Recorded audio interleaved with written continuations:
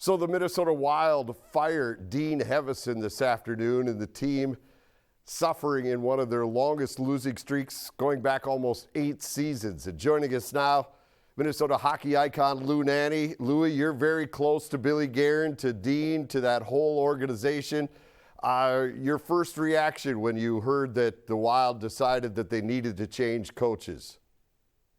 Well, it's mixed feelings. Dean's a tremendous coach. He really does a great job. But at the same time, you see coaches change when it seems like their message is falling on deaf ears. And as you well know, you can't replace all the players. So the general manager's got to make a move that he thinks is going to help his hockey club. And that's when coaches are changed many times. I personally think Dean's one of the best coaches in the league. And I think he'll have no problem getting another job in the future. But where the Wild are and what's been happening and with the losing streak, sometimes you have to try things to get out of the slump you're in and get the team back playing the way they should be playing. So you did some games out in New York this year. You've been around this hockey club. What have you seen during this slide? What do you think is not connecting between the coach and the players? Well, I don't think it's between the coach and the players. I think the players are just having a tough time scoring goals. They're getting opportunities now.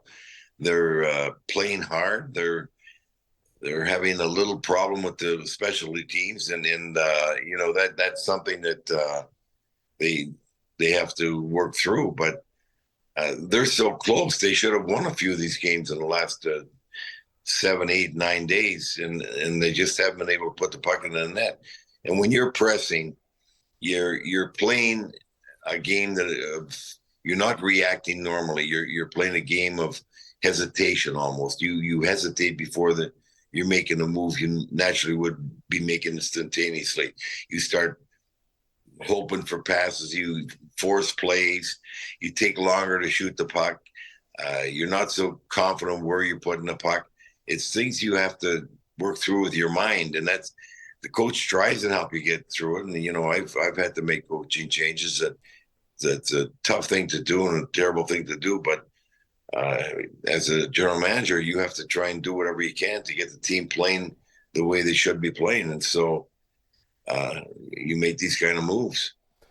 Do you see this move as perhaps an act of desperation at this point because of the cap situation? The Wild really can't make big trades at this point with where they are financially.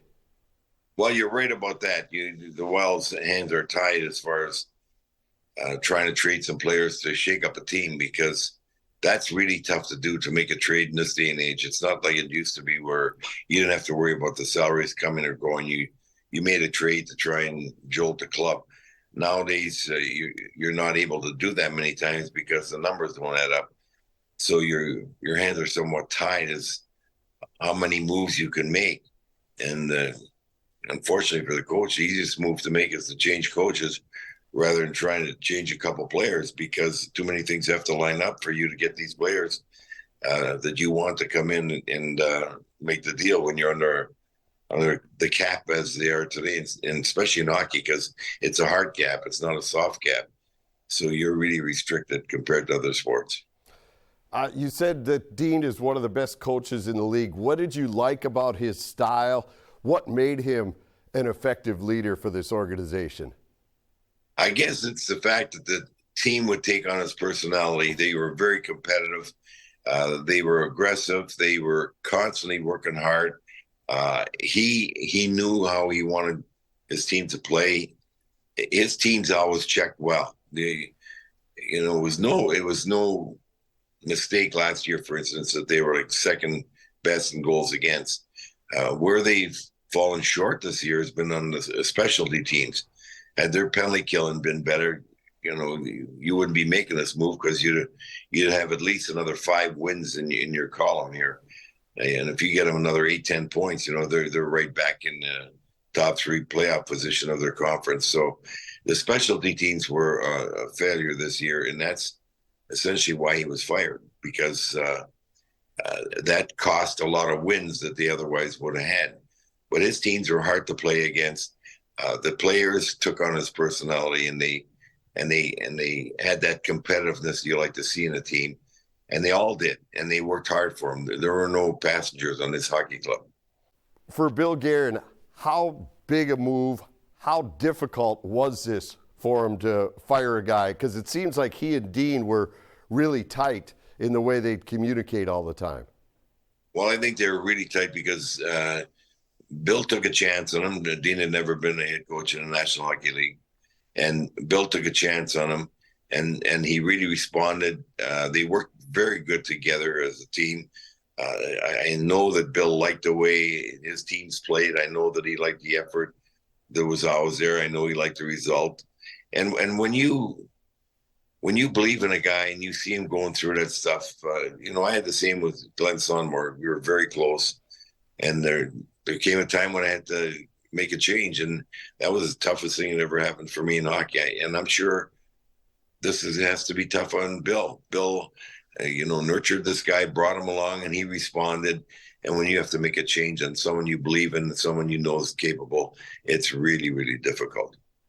When you look at this team right now and where they sit, are the pieces there to get themselves back to where they want to be, to a playoff team? Because it's pretty much the same team that racked up 100 points a year ago and easily made the playoffs. Well, if the players respond with the kind of production that they had last year, yes, they can definitely do it, because they've got guys that are capable of scoring goals, guys capable of checking, guys capable of playing exceedingly well in the specialty teams. They just got to get to that place. And sometimes, you try and find a way in off times. A new coach comes in and they feel a little more relaxed for some reason or other. And they get into a rhythm that they didn't have when they made the change. And maybe that's going to be the rhythm they need to push them forward. One thing I do know, it's in the history seems to say that when you make a coaching change, it doesn't always work, but more times than not, it works in the short term. And I think for this team, if it does work in the short term, it's got a chance to work in the long term, because they're a good hockey club. And if they can just get on the right footing and get a little pressure off them and feeling the way they did last year when they're playing so well, and get in that kind of mindset, that could be a big thing for this club. And lastly, for Billy Guerin, what other bullets does he have in the chamber if this team still doesn't respond? Well, it all depends. I don't know that who might be available out there, what might help his hockey team to make a change, who would be willing to make a trade with him where the numbers fit for both clubs. That's the only other change, the only other bullets you have is changing players. But as we said, there's some restrictions in changing some of the players. So it all depends who's available, who's willing to be a dance partner with them and make a deal. All right, Louis, thank you so much for the time. We appreciate it. Even in Florida, you still have time to talk hockey. We really appreciate you taking this time tonight. Thanks, Jim. Not a problem. Nice to talk to you.